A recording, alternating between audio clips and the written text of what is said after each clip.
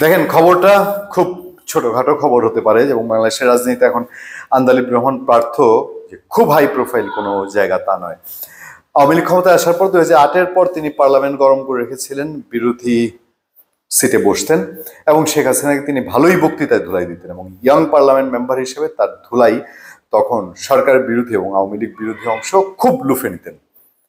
কিন্তু দিনকে দিন পরিস্থিতি চেঞ্জ হয়েছে। হ্যাঁ, একথা ঠিক যে আন্দালিব রহমান পার্থ ব্যক্তি হিসেবে বা রাজনৈতিক পরিচয় হিসেবে আওয়ামী লীগের ঘরে যান নাই। তার অফার ছিল না তা না, যথেষ্ট রকমের অফার ছিল, সুযোগও ছিল। হয়তো হয়তো আত্মরক্ষা করেছেন, আত্মরক্ষা করার মতন পরিবেশ পরিস্থিতি পারিবারিক বন্ধন তার ছিল। খুব বদনাম আছে, অনেকেই বলে যে হ্যাঁ সে শেখ পরিবারের আত্মীয় এবং শেখ পরিবারের বিয়ে করেছে বলেই তার কেউ আসলে কিছু করতে পারে না, শেখ হাসিনাকে সে যা ইচ্ছা তাই বলতে হয়। কিন্তু এখন যে ঘটনাটি ঘটেছে, এই ঘটনাটি বাংলাদেশের রাজনীতির জন্য কতটা সুখকর আমি জানি না। ভবিষ্যৎ রাজনীতির জন্য কোন বীজ এই সরকারের সময় বোনা হচ্ছে। আন্দালিব রহমান পার্থর স্ত্রীকে বিদেশ যেতে বাধা, খবরটার মধ্যেই কাহিনীগুলো আছে। কি কাহিনী? বাংলাদেশ জাতীয় পার্টি বিজেপি চেয়ারম্যান আন্দালিব রহমান পার্থর স্ত্রী শেখ সাইরা শারমিনকে, শেখ সাইরা শারমিন, ওই যে শেখ, এটাই মূল ইতিহাস কিনা বা মূল অপরাধ কিনা, বিদেশ যাত্রায় বাধা দেওয়া হয়েছে। এটা মঙ্গলবার দুপুরে এই বাধাটা দেওয়া হয়েছে। 13 মে 2025-এ মঙ্গলবার দুপুরে হযরত শাহজালাল আন্তর্জাতিক বিমানবন্দর ইমিগ্রেশন কর্তৃপক্ষ তাকে থাইল্যান্ডগামী একটি ফ্লাইটে উঠতে দেননি। বিমানবন্দর সংশ্লিষ্ট একটি সূত্র জানিয়েছে শেখ সাইরা শারমিন দুপুর 1:35 যাত্রার জন্য থাই এয়ারলাইন্সের একটা ফ্লাইটে চেক ইন করেন তিনি, কিন্তু ইমিগ্রেশন থেকে তাকে থামিয়ে দেওয়া হয়, মানে বোর্ডিং পাস নেওয়ার পরে তাকে থামিয়ে দেওয়া হয়।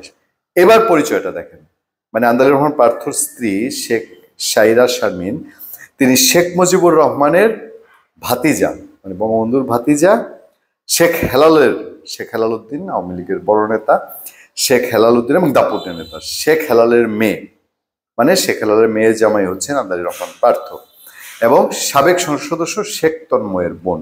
শেখ তন্ময় আওয়ামী লীগের সময় যথেষ্ট পাওয়ারফুল এমপি হয়েছিলেন ইয়াংদের মধ্যে। শেখ হেলাল আওয়ামী লীগের রাজনীতিতে সক্রিয় এবং এখনো সক্রিয়। বাগেরহাট 1 আসন থেকে নৌকা প্রতীক নিয়ে সংসদ সদস্য নির্বাচিত হয়েছেন। বাগেরহাট 2 আসন থেকে তার ছেলে শেখ তন্ময় একই প্রতীকে নির্বাচিত হয়েছিলেন। মানে আন্দালিব রহমান পার্থর শ্বশুর এবং শ্যালক দুজনই আওয়ামী লীগের তুখুর রাজনীতিবিদ এবং আওয়ামী লীগের প্রতিষ্ঠা জনক শেখ মুজিবুর রহমানের একেবারেই পরিবার। সেই সূত্রে আন্দালিব রহমান পার্থ পরিবার। শুধু পার্থক্য ছিল তিনি জাতীয় পার্টির নাজিউর রহমানের ছেলে এবং জাপা সেই নাজিউর রহমান, যেটা কোনো রকম অস্তিত্ব আন্দালিব পার্থ টিকিয়ে রেখে তিনি অন্তত মাইক কাঁপিয়েছেন শেখ হাসিনা এবং আওয়ামী লীগের বিরুদ্ধে কথা বলে। এখন পারিবারিক সূত্র ধরে তিনি কতটা লাভবান, কতটা স্বাচ্ছন্দ্যে জীবন কাটিয়েছেন জানি না। ব্যবসা বাণিজ্য তার পৈতৃক সময়ে যে বিশাল বিত্ত বৈভব ছিল সেইটাও আগে টান পড়েছে। এবং আন্দালিব রহমান পার্থর যে জাতীয় পার্টি, এটা দীর্ঘদিন নিষ্ক্রিয় ছিল, দীর্ঘ সময় প্রায় নিষ্ক্রিয় বলা যায়।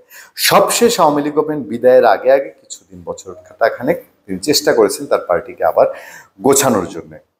এখন এইসব হিসাবে কোথায় গিয়ে পার্থ স্ত্রীকে বিমানবন্দরে আটকানো হলো এবং এই আটকানোর প্রতিক্রিয়া আন্দালিব রহমান পার্থ কি দিবেন এবং এই গভর্নমেন্টকে তিনি কিভাবে দেখছেন, সেটাই আমাদের এখন দেখার অপেক্ষা। ধন্যবাদ সবাইকে। ভালো থাকবেন, সুস্থ থাকবেন। সত্য, করুণা এবং সহনশীলতার সাথে আপনাদের সাথে আমি আতিক রহমান পূর্ণিয়া।